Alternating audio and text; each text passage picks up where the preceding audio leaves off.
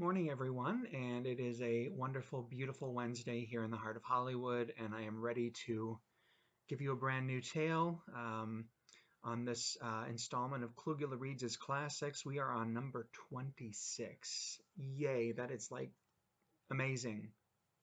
We're coming up on a month of not only these stories, but quarantine, if not beyond that, depending on where you are and when you got settled in. So, brief history on this piece. It's called Rest Area. Now, the packet that I read yesterday and previously from Boys State, so a lot of those creative writing pieces, mostly zombie stuff, was originally written then. So it was age 16, but I'm going to read from this copy of it. Um, if you'll recall, in a couple of previous installments, I actually used some high school pieces and put them in as new for a creative writing course in college. I'm assuming I didn't make many changes other than retyping them and maybe editing them.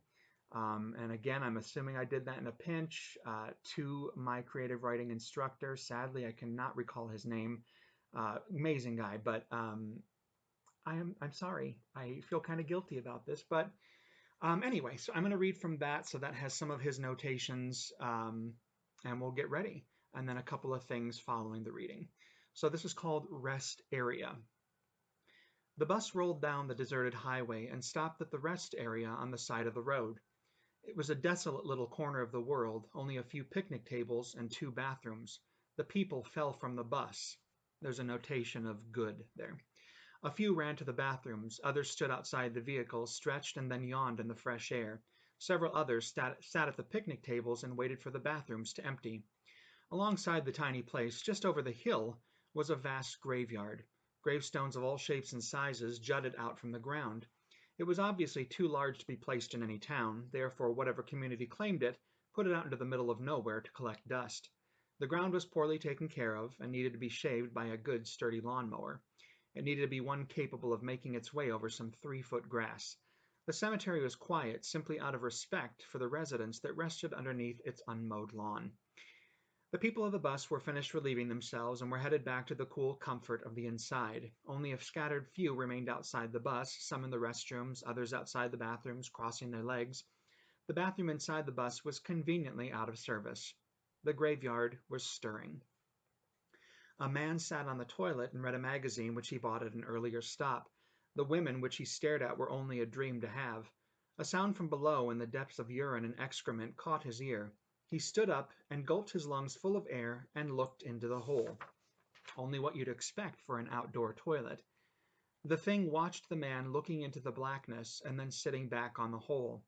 It approached the cavern opening and was splattered with something from above. It looked up and was greeted by more of the same. It wiped its eyes and grabbed for the man. The man felt something brush past his buttocks from below. He got up again and took another breath.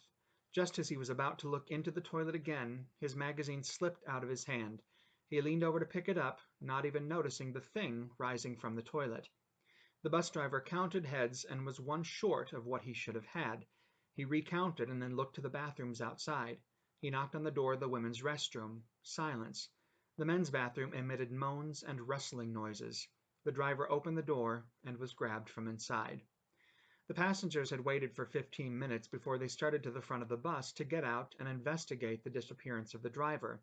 As they exited, they were attacked from all sides. Several people rushed back onto the bus and closed the door. Others banged on the door to be let in. No one would dare open the door. The people on the outside soon ended their struggle. Several people darted toward the bathrooms. One woman opened up the door to the women's restroom, found it to be empty, and went inside. She backed up to the wall and waited. Another woman made her way to the men's room, but wasn't quick enough to escape. A man began running up the road in the hopes of finding help. He didn't get very far. The things from the graveyard increased in number, eventually overwhelming the entire area. They soon became powerful enough to break onto the bus and to the other passengers. The things were hungry. The bus was soon littered with the tattered remains of the passengers. The stench of blood would have knocked a person over, if there had been any left. The woman inside the women's restroom looked out to the tiny grating on the side of the building, used to the tiny used to let air in and out. They never worked, she thought. As she looked out the window of her prison, she was thrown, shown, I guess? She was thrown an onslaught of gore and death. There was no way out. She looked down to the toilet. She held her breath as she jumped in. Would there be a way out down there? She was splattered with disgusting things that she never thought she'd have to encounter this closely. She looked around. It was closed in completely, only about 6 square feet. She cursed to herself, looked up and reached for the opening. It was at least 5 feet out of reach. So a couple of notations. I did make changes to this because I do recall the previous one from age 16 up to age 19. So there are some changes and edits because I remember reading that first version 15,000 times to my high school classmates. So I do remember that. Couple notations from my writing professor. I don't think this is done, is it? But I find it very humorous and well written. Okay, so interesting transition. I don't think this is done, is it? What's interesting about that is that I actually have begun, I think it was last year, a feature film screenplay version of this story. So it is called Rest Area.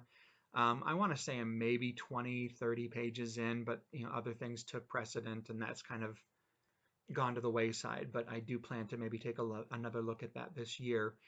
So we'll see where that goes, but that is Rest Area, originally written in high school, age 16, revisited and re-edited, and I guess, another look at it sometime in college. I'm probably like age 19.